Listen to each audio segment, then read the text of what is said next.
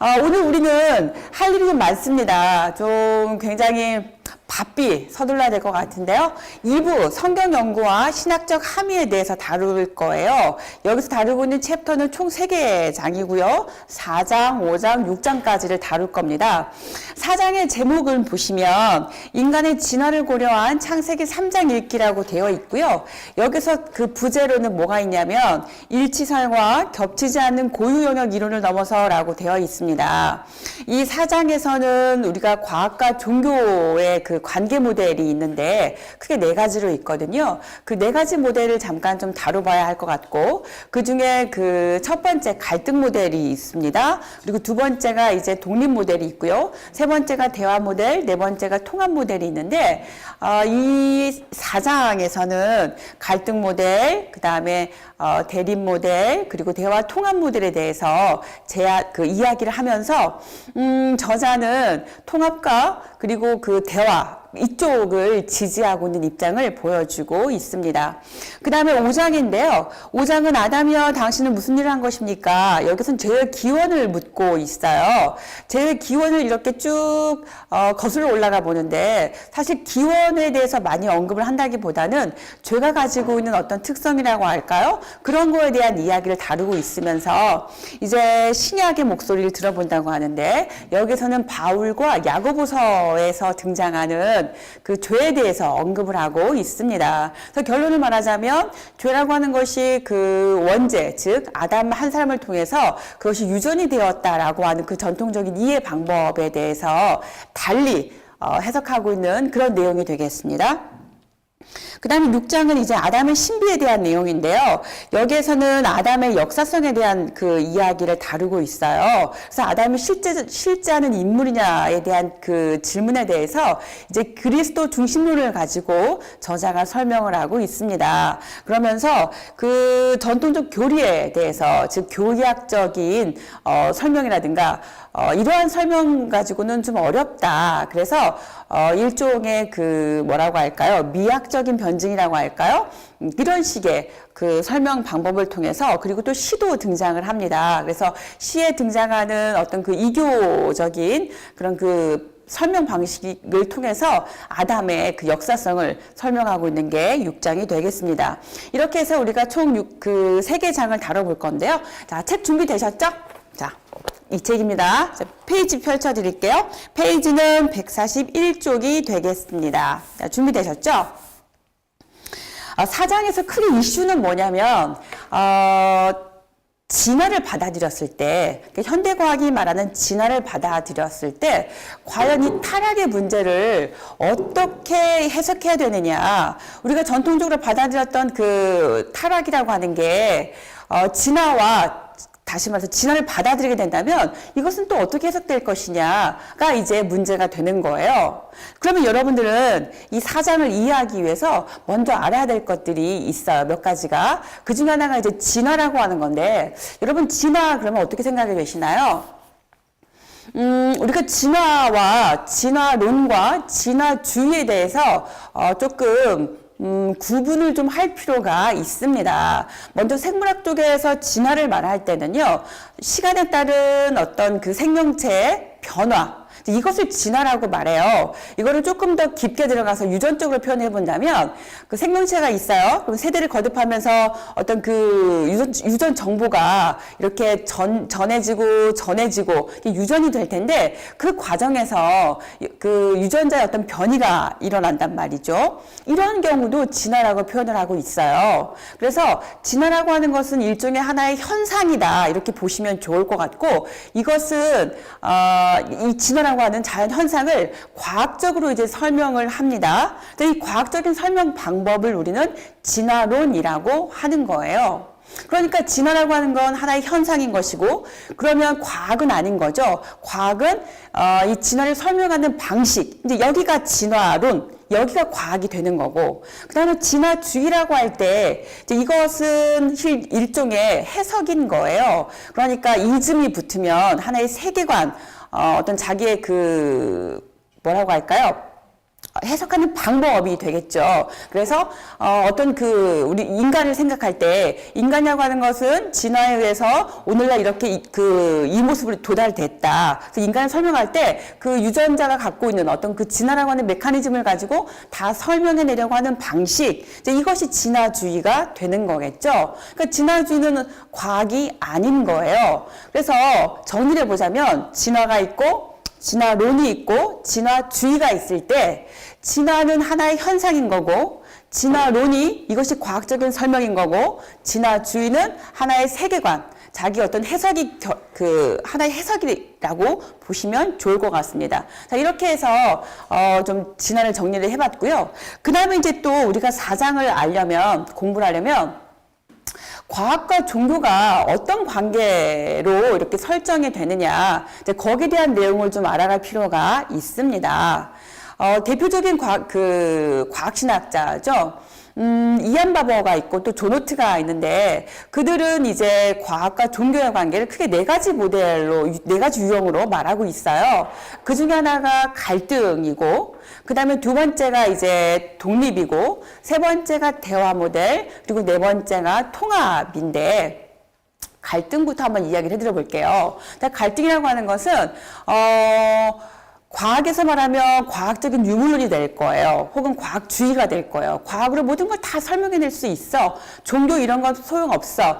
종교 같은 것들은 하나의 어떤 정신현상인 거지, 마치, 일루전 같은 거지, 뭐 이런 식의, 우리나라에 보면 누구죠? 장대익 교수가 있어요. 그분 같은 경우가 대표적인 갈등 모델의 한 유형에 서 있다고 볼 수도 있을 거예요.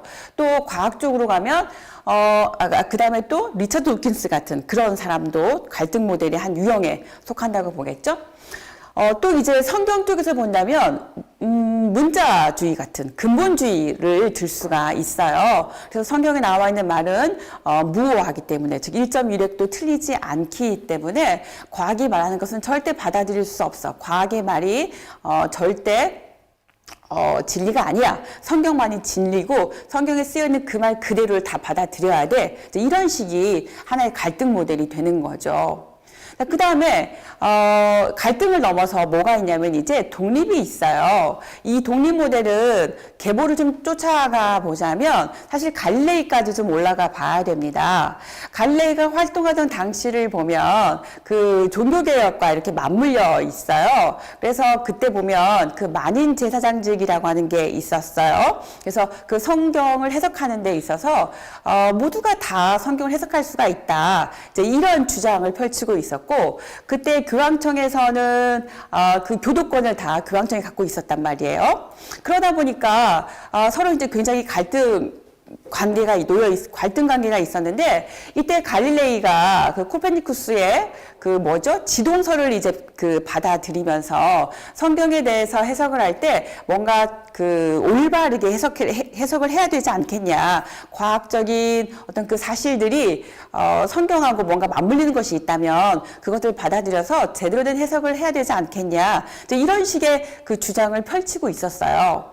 그러니까 교황청에서는 어떻게 되겠어요? 그 갈릴레이의 말이 굉장히 뭐라고 할까? 좀 부담스러운 거죠. 가뜩이나 만인 제사장이다라고 해가지고 그 교황청의 그 권위가 막 무너지려고 하는데, 갈릴레이 그 말은 진짜 불에다가 기름을 붓는 식이 되는 거죠.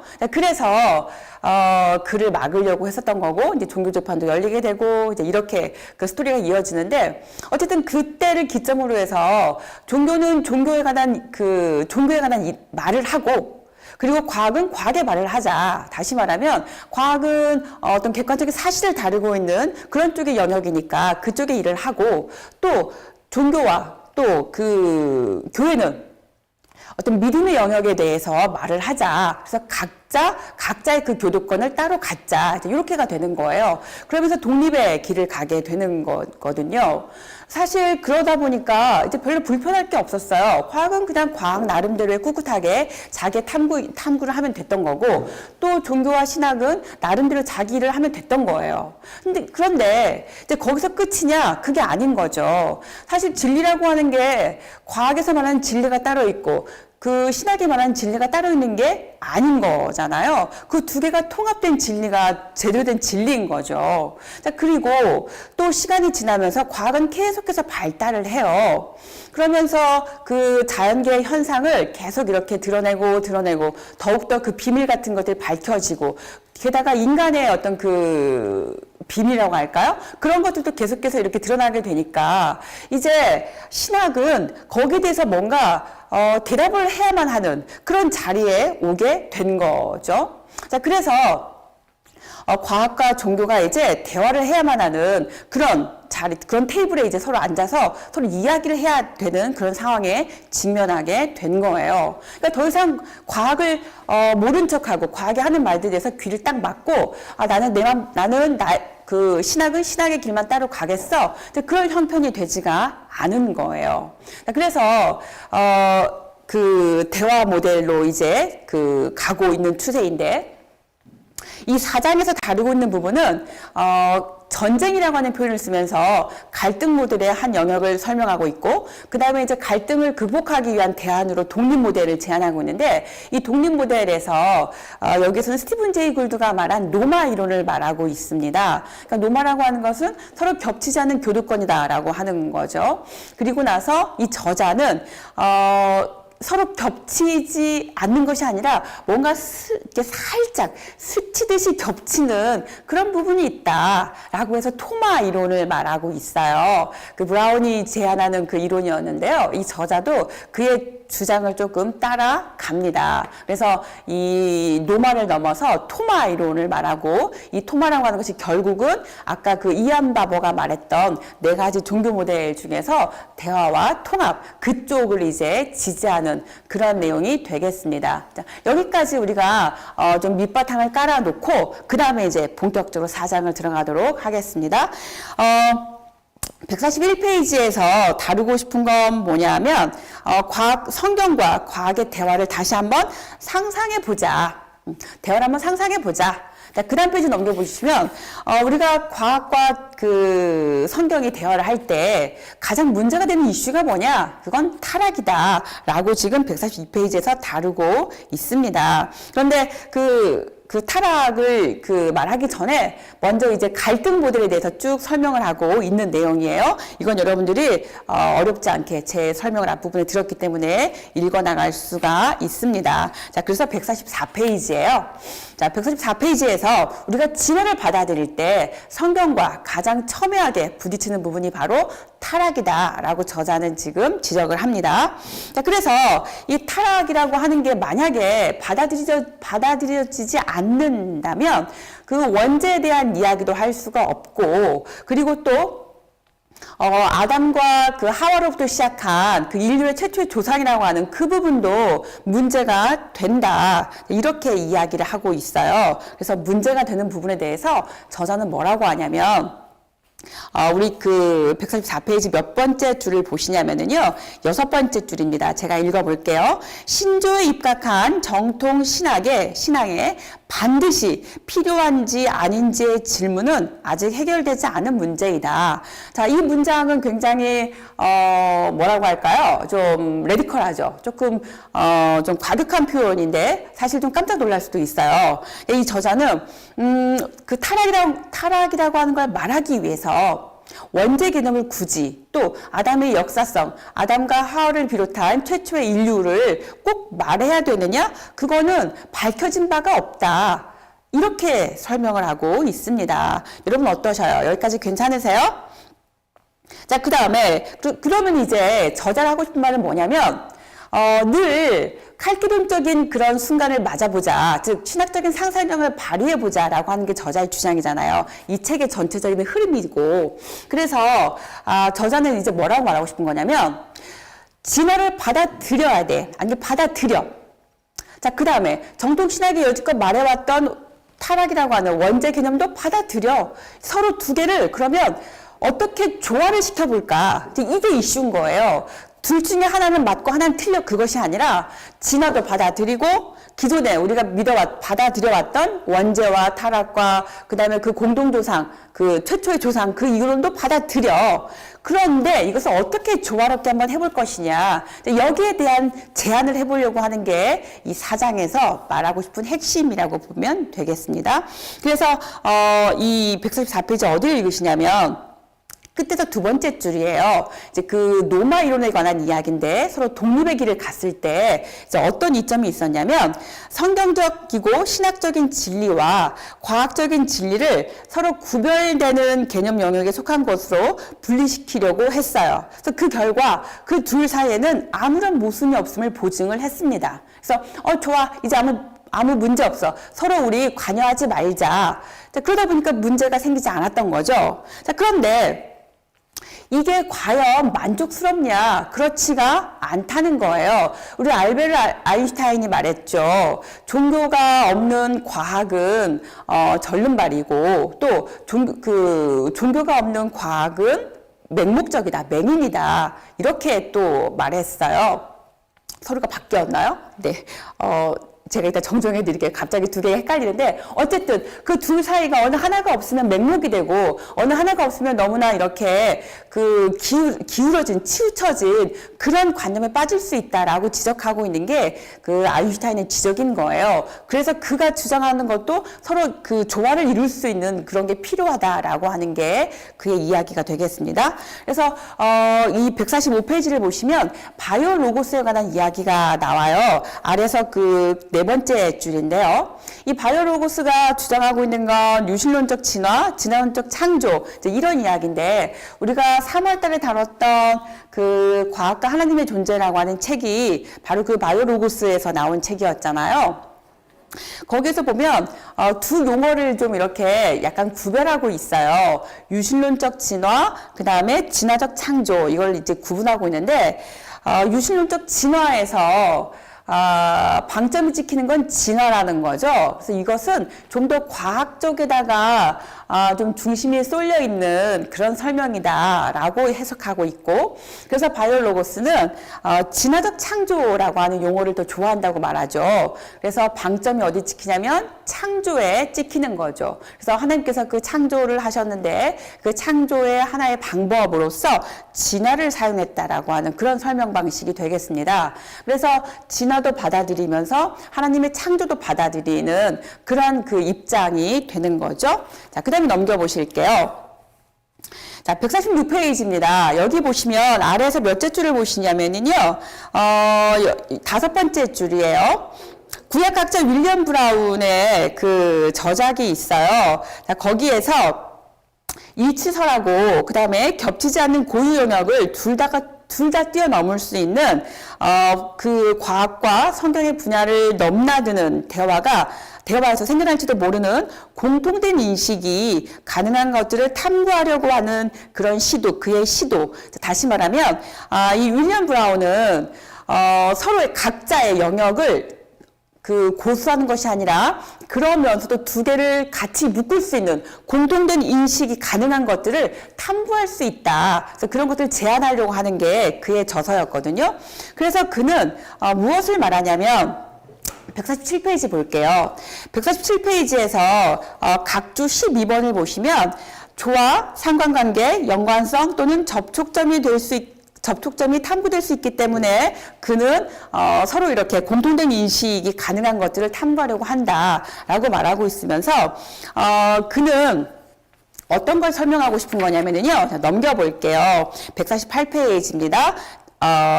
각주 16번인데요. 토마 이론을 말하고 있어요. 그러니까 약간 스칠만큼 겹치는 고유 영역이라고 말해서 그러니까 전혀 이렇게 따로따로가 아니라 약간 겹치는 그런 부분이 있다라고 하는 게 이 브라운의 주장이 되겠습니다. 그래서 그 다음 문단 제가 한번 읽어볼게요. 그 각주 16번 두 번째 줄입니다. 그의 주장은 과학이 성경 해석의 방향을 결정해서는 안 되지만 성경 신학 연구를 그것이 아직 가보지 않은 방향으로 자극하고 그 과정에서 성경 해석의 두께의 또 다른 층, 또는 놀라운 깊이를 더해줄 수도 있다는 것이다. 그러니까 전형적인 대화와 통합 모델에 대한 주장이라고 보시면 되겠습니다. 여러분 어떠세요? 이 브라운의 주장이 좀 마음에 와 닿으신가요? 우리가 현대사회는 지금 과학기술 발전이 이렇게 다 기본으로 그 과학기술의 어떤 혜택을 누리고 있고 과학기술이 이끌고 가고 있는 그런 방향으로 우리가 나아가고 있잖아요. 삶의 모든 형태들이. 그렇기 때문에 현대과학기술이 말하고 있는 과학이 탐구해낸 그런 것들을 받아들이지 않고서는 우리가 이 현대사회에 살 수가 없어요. 그렇기 때문에 우리는 과학과 신학이, 과학과 종교가 서로 대화와 통합 모델로 가야만 하는 그런 상황에 서 있고, 그래서 우리는 적극적으로 수용할 필요가 있다고 저는 생각을 하고 있습니다. 149페이지 보실게요.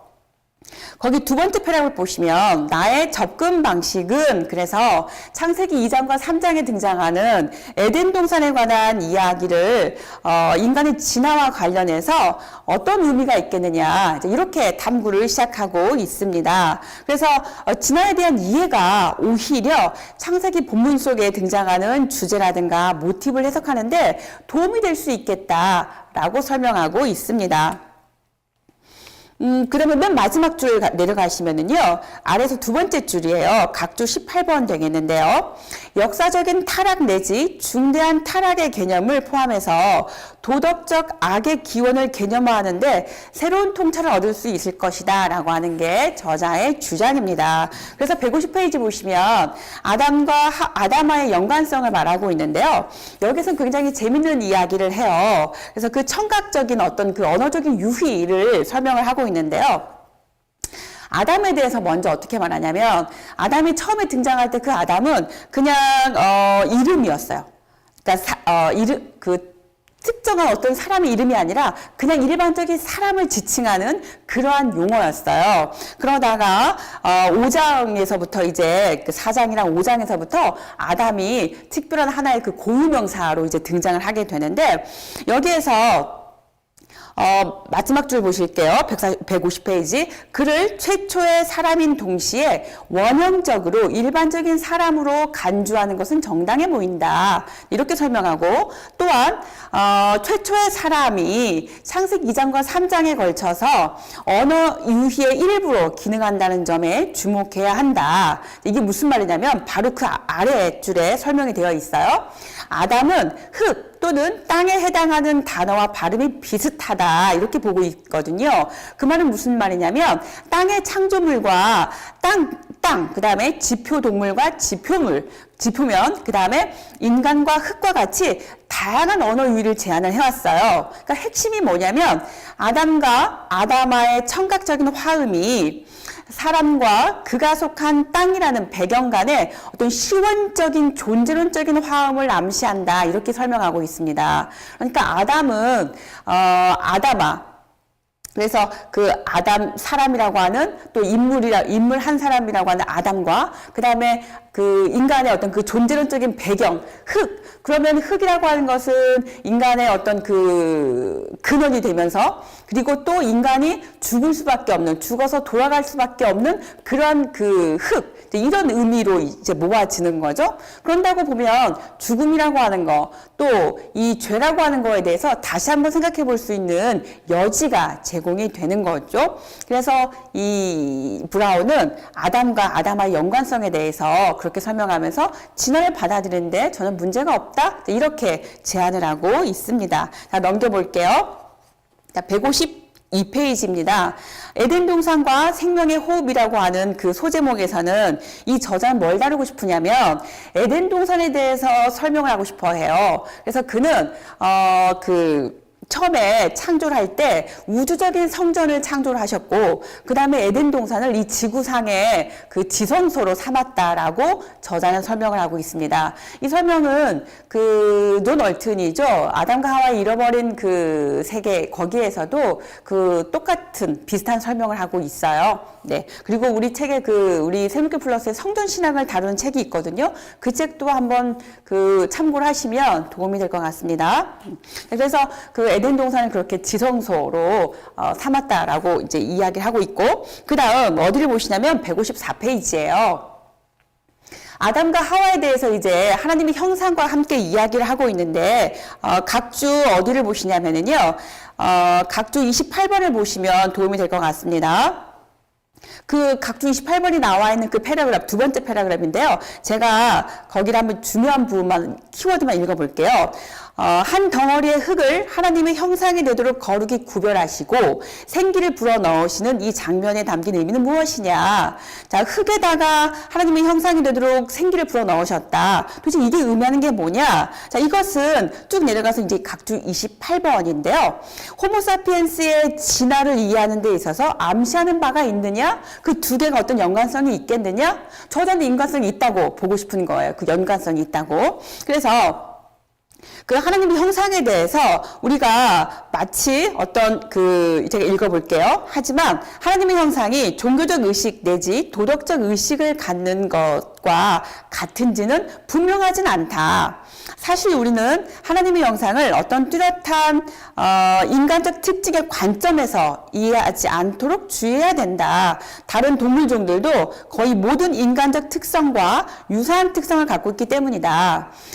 우리가 이 하나님의 형상과 비롯해서 창세기 1장 26절이죠. 그래서 생육하고 번성하고 다스려라 라고 하는 그 문장이랑 같이 연결되어서 마치 인간만이 하나님의 형상이고, 그래서 만물의 영장으로서 우리 존재 탑이죠. 존재 피라미드. 거기에서 보면 인간이 최고 정점에 있어서 마치 모든 것들 다 다스리고 그런 그 지배자와도 같은 그런 역할을 한다라고 생각을 하고 있는데, 그러면서 이제 인간이 그 도구적인 이성을 가지고 막 자연도 이렇게 막 착취하고 동물들도 이렇게 막 인간의 어떤 그 수단으로 막 사용하고 도구를 사용하고 이제 이렇게 많이 이렇게 생각을 하고 있는데, 거기에 대해서도 우리가 새롭게 생각할 수 있는 그런 지점을 열어주고 있어요. 왜 끝에 말이 꼬이는지 모르겠네요. 죄송합니다. 네. 그래서 그 하나님의 형상이라고 하는 게 사실은 뚝딱뚝딱 흙으로 만들어가지고 생기를 확 불어넣어서, 자, 너는 하나님의 형상이야. 네가 나의 대리자고, 네가 내 대신 모든 걸 다 지배하고 다스려. 그렇게 의미를 해석하기보다는 청지기적인 역할로 보는 것이 더 좋겠고, 그리고 이 모든 피조 세계와 함께 조화라고 하는 내용, 이 조화의 의미가 되게 중요한데, 조화롭게 이 피조 세계를 잘 유지해 나가는 그런 청지기로 보는 것이 적합하다는 견해가 많고, 이 저자도 이제 그런 쪽에 서 있는데요. 어쨌거나 이 하나님의 형상은 기능적인 해석을 하는 게 좋겠다, 이렇게 제안을 하고 있는데, 그 내용은 155페이지 첫 번째 줄에 있어요. 같이 보실게요. 하나님의 형상을 기능적 해석이라고 부를 만한 해석의 관점에서 이해한다. 그러니까 기능적으로 해석을 하면 좋겠다라는 거예요. 그래서 하나님 형상으로서의 인간은 1차적으로 세상에서 하나님을 대표해야 할 인간의 부르심 내지 소명을 가리키고 있습니다. 그러니까 이것은 일종의 또 소명적인 소명을 받은 사명적인 해석이라고 부를 수도 있는 거죠. 그래서 하나님의 형상은 하나의 선택으로 보시면 좋겠습니다. 그래서 마치 이스라엘을 그 많은 나라 중에서도 특별히 이스라엘을 이렇게 선택하셔서 그 다른 민족과 그 차별점을 두었잖아요. 그래서 그 특별한 소명, 부르심, 선택, 이 부분에다가 우리 인간에게 또 아담과 하와에게 중요하게 의미 부여를 하면 좋겠다라고 하는 게 저자의 주장이 되겠습니다. 그래서 마지막 끝에서 세 번째 줄 각주 31번인데요. 어느 시점에 하나님이 호모사피엔스 를 신적인 형상을 지니도록 선택하셨을 수도 있지 않을까? 그러니까 어느 시점이라고 하는 건 말하자면 반드시 아담과 하와가 처음으로 딱 이렇게 최초 인간으로 딱 만들어서 그 다음에 걔네들이 선악과를 따먹고 그때부터 죄야, 그때부터 타락이야, 이런 것이 아니라 그 선택이라고 하는 그런 그 과정에 있어서 선택을 받고 난 이후에, 그래서 하나님의 그 말씀에 순종해서 잘 따라가야 되는데, 그렇지 못하고 어느 시점에 뭐라고 할까요? 죄를 범하게 되었다. 이런 스토리로 보자. 이런 이야기인 거죠. 그럼 넘기겠습니다. 그 다음에 156페이지예요. 자, 156페이지에서는 국지적인 문화적 기획으로서의 동산이라고 해서 여기에서는 하나의 그 문화적인 기획이다. 경작지와 관련이 있고 그리고 그 에덴 동산에서 이제 추방이 되잖아요. 그럼 에덴 동산 밖에서도 이미 그 삶이 진행돼 가고 있었고 그곳에서 뭐 엉겅퀴라든가 이런 그 표현이 나오는데 이미 그 에덴 동산 바깥쪽에서는 죄라든가 인간의 어떤 그 죄성의 모습들이 드러나고 있었다. 이제 그걸 이야기하고 있어요. 그래서 어디를 보시냐면 페이지 157페이지입니다. 두 번째 패러그래프인데요. 그 한 국지적인 동산에 대한 묘사는 한 가지 가능한 함의가 있는데 무엇이냐면 그 동산 밖의 세상은 결코 목가적이지도 않았고 인간이 죄를 지은 이후에 경작에 수반될 고통 내지 수고의 일부로 언급되는 가시덤불과 엉겅퀴가 이미 있었을 것이라고 생각해도 무방하다. 그러니까 이 동산이라고 하는 것은 거기만이 이렇게 원래 다 정말 청정지역처럼 아무런 죄도 없고 완벽했고 그랬느냐 그게 아니라 동산 밖에도 삶이 진행돼가고 있었고 인간 군상이 있었다는 거예요. 그리고 그곳에도 죄의 형태들이 드러나고 있었다. 그러니까 꼭 그 에덴 동산 거기서부터 죄가 시작된 건 아니다. 이렇게 그런 상상을 해볼 수도 있겠다라고 저자는 제안하고 있습니다. 어쨌든 넘겨보시면 이제 그 다음에 계속해서 그 에덴 동산에 나와 있는 생명나무라든가 그 다음에 또 선악과 나무에 대해서 이야기하고 있어요. 그러니까 생명나무에서 죽음에 대한 경고는 어떤 이야기냐면 페이지 159페이지 가볼게요. 페이지 159페이지에서 두 번째 패러그래프예요. 여기서 우리는 생명나무가 무엇을 상징하며 이것이 어떻게 하나님의 경고에서 언급한 종류의 죽음과 관련되는지 파악해야 된다. 이렇게 설명하고 있는데요. 그 다음 문장 보시면 죽음의 한 가지 가능한 의미는 사람이 금지된 나무의 열매를 먹을 때 말 그대로 쓰러져 죽는 것 같은 생물학적인 생물의 최후다. 그러니까 죽음이 크게 여기서 이제 세 가지를 말하고 있는데 첫 번째 죽음은 네가 그걸 먹을 때 정령 죽으리라라고 할 때 먹자마자 바로 죽는 그런 죽음도 있고 그 다음에 또 두 번째는 이제 뭐가 있냐면 각주 37번 다음입니다. 그와 달리 인간들이 불멸하도록 창조되었다고 가정을 한다면 죽음은 죽을 수밖에 없는 운명의 시작을 가리킬 수도 있습니다. 그러니까 다시 말해서 그 생명나무가 있기 때문에 그걸 먹기 때문에 인간은 죽지 않았어. 그런데 죄를 지어서 죽게 된 거야. 이런 설명이 있다는 거죠. 자, 그러나 이 해석은 생물학적 유기체의 진화에 대해서 우리가 알고 있는 모든 것과 모순될 수 있다. 죽음의 필요성은 생명체에 내재된 것처럼 보이기 때문이다.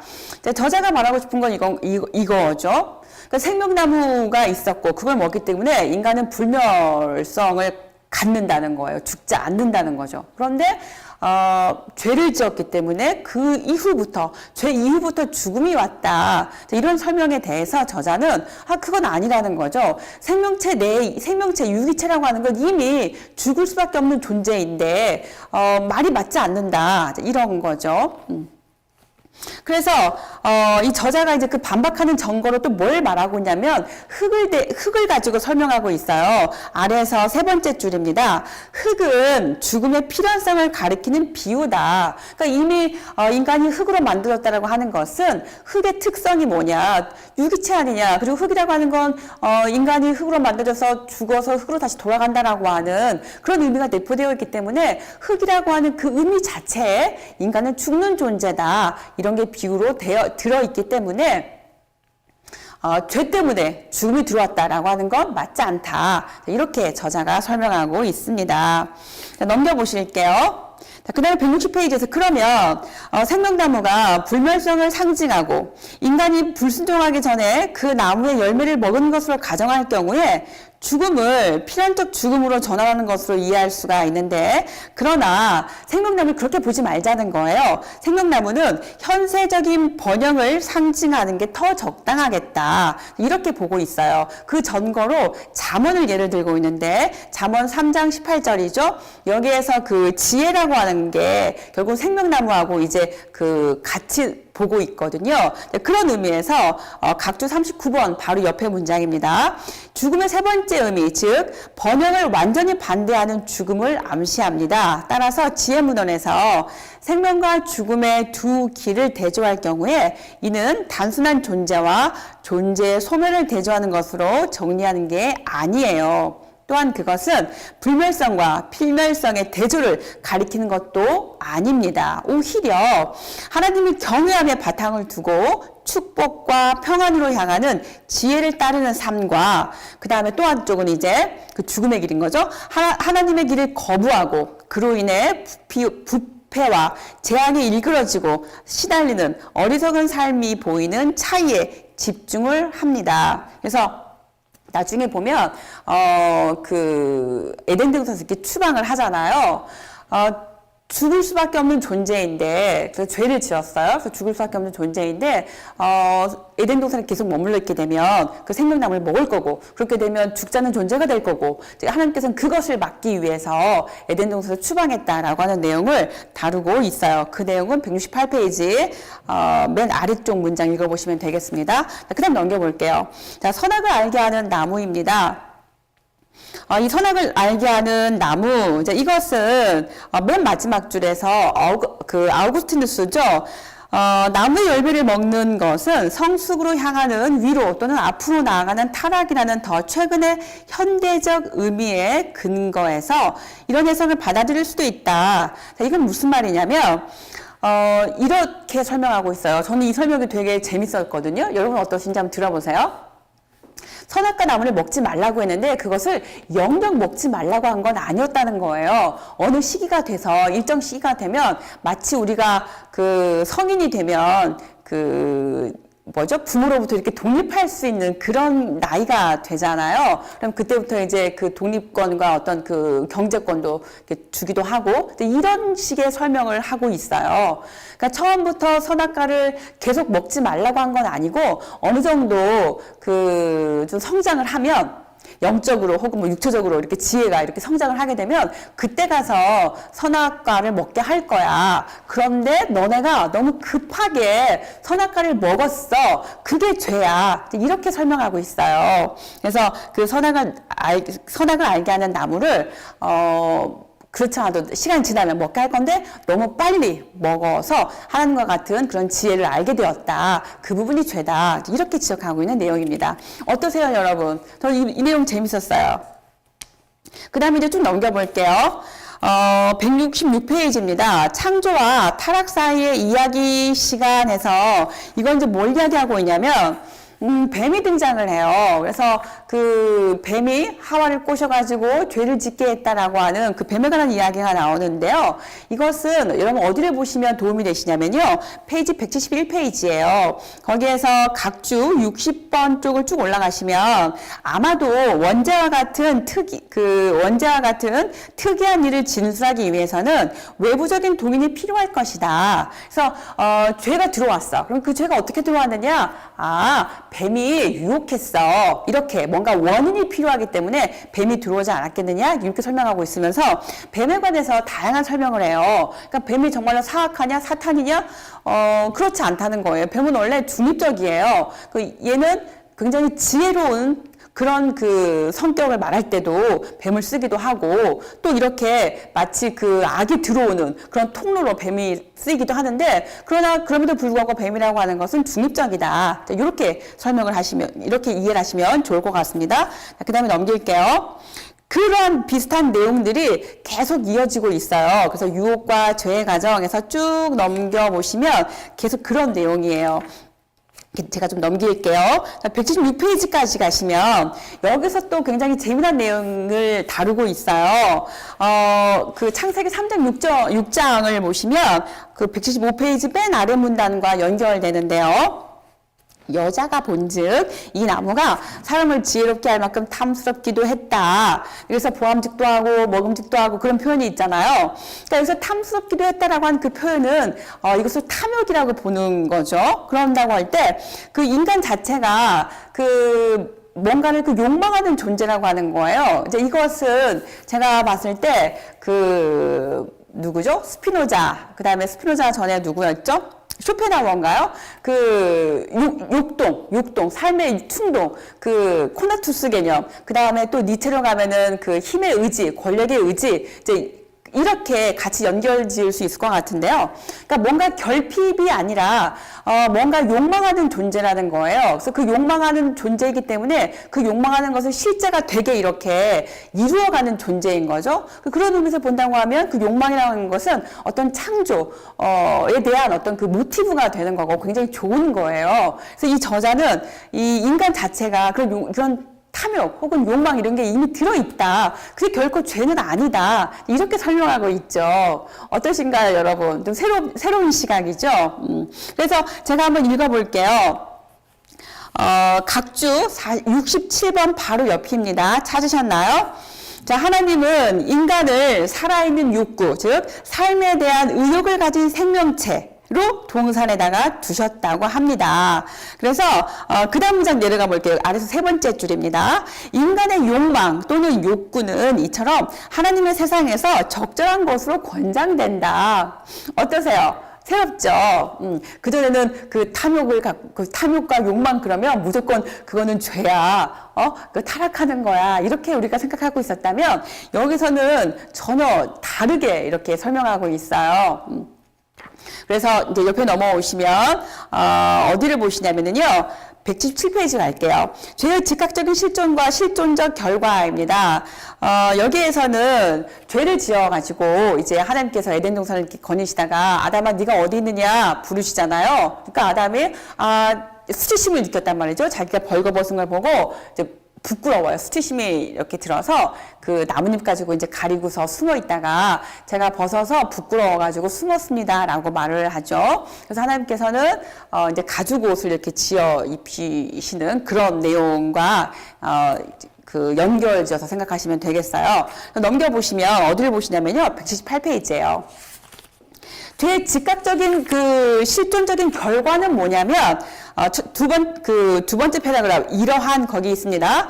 즉각적인 수치심. 그러니까 죄로 인해서 제일 먼저 들어오는 건 뭐냐면 수치심이라는 거예요. 그래서 그 수치심 때문에 어디를 보시냐면은요, 두 번째 패러그래프 아래에서 두 번째 줄이에요. 그래서 부끄러움과 두려움을 동시에 낳으며, 그러니까 범죄는 부끄러움과 두려움. 그러니까 부끄러움 때문에 가렸잖아요. 그리고 두려워가지고 숨었잖아요. 그런 맥락에서 범죄는 부끄러움과 두려움을 동시에 낳으며 이는 범죄자는 타인뿐만 아니라 하나님과도 멀어지게 한다. 이렇게 설명하고 있습니다. 그래서 그 범죄 때문에 어떤 관계성이 단절되는, 깨어지는 그런 부분을 지적한다고 보면 되겠습니다. 그 다음에 제가 이제 쭉 넘길게요. 계속해서 비슷한 내용들을 쭉 이렇게, 반복해서 설명하고 있기 때문에 제가 쭉 그냥 넘기도록 하겠습니다. 자, 그 다음에 185페이지로 가실게요. 자, 185페이지 따라오시고 있죠? 동산 밖에서의 삶과 죽음입니다. 자, 저는 어디를, 밑줄을 그어가냐면요. 두 번째 패러그래프예요. 하나님은 인간들이 생명나무의 열매를 먹어서 영원히 사는 것을 막으시기 위해서 그들을 동산에서 추방하셨다. 창세기 3장 22절에 대한 이야기인 거죠. 아까도 이야기했지만 생명나무를 먹고 죄 지은 인간이 계속해서 불멸하는 존재가 되지 않도록 하기 위해서 이렇게 추방했다고 하는 이야기예요. 그 다음에 이제 아래에서 다섯 번째 줄입니다. 자, 하나님은 죄 지은 인간의 상태가 항구적인 상태로 지속되는 것을 원치 않으신다. 이것은 단순한 형벌이 아니라 오히려 치유적인 은혜의 행위라는 점은 이 형벌 직전에 하나님이 죽음을 필요로 하는 물건인 가죽으로 벌거벗은 인간을 옷 입히셨다는 사실에 의해서 암시된다. 이 설명 어떠신가요, 여러분? 저는 이 설명도 되게 좋았어요. 그러니까 마치 우리가 벌을 받는 것 같고, 그래서 우리가 죽음이라고 하는 것이 죄로 인한 벌이고 심판이라고 생각을 했는데, 오히려 인간이 계속해서 죽지 않고 사는 존재는 오히려 그것이 오히려 벌이 될 수도 있다라고 하는 관점으로 이제 보이는 거죠. 그래서 인간이 죽게 하는 것이 하나의 치유적인 은혜 행위다. 이제 그것을 암시하는 것이 가죽옷인데 그 가죽옷이라고 하는 건 동물의 그 가죽을 벗겨서 지은 거잖아요. 그래서 인간은 죽을 필요한 존재다. 그래서 죽게 하는 것이 오히려 은혜다. 이렇게 보고 있어요.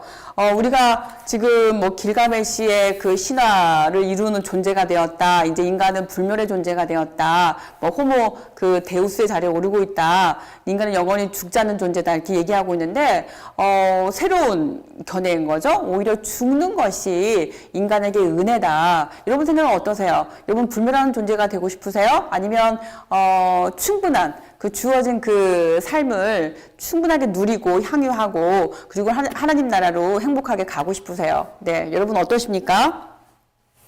그 다음에 186쪽 보실게요. 두 번째 패러그래프예요. 창세기 4장에 나오는 동산 밖의 삶에 대한 이야기인데요. 아까도 제가 언급했어요. 우리가 하는 질문 있잖아요. 가인이 동생을 이렇게 죽이고 도망가죠. 그래서 그 사람들을 만나고, 그래서 그 사람들에게 얘가 이제 죽임을 당하면 어떡하느냐, 이제 두려워가지고 하나님께 기도하는 내용이 나오는데, 그러면 질문이 나와요. 그러면 처음에 아담과 하와밖에 없었고, 그 다음에 처음으로 그 자손을 낳은 게 가인이고, 그리고 아벨인데, 그럼 다른 인간들은 언제 나타난 거냐?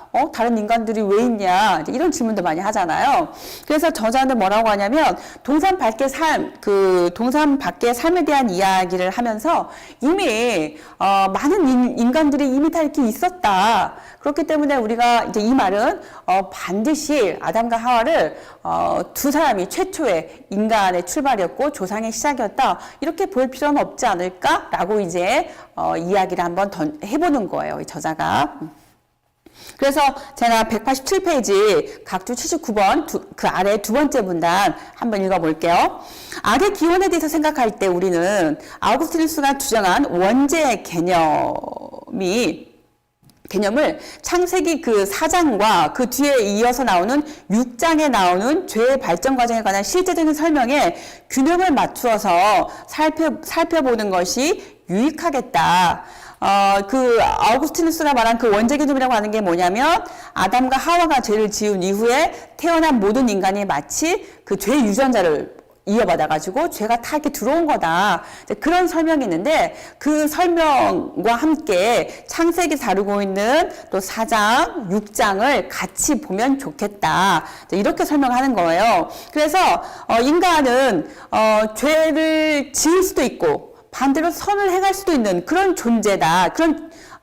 그런 이야기를 하고 있어요. 그러니까 필연적으로 죄가 유전적으로 내 안에 유전자가 들어있기 때문에 인간은 죄를 지을 수밖에 없어. 그것이 아니라 인간은 죄를 지을 수도 있고 죄를 짓지 않을 수도 있는 선한 행동을 할 수도 있는 그런 존재다라고 말하고 있고요. 그래서 몇째 줄입니까?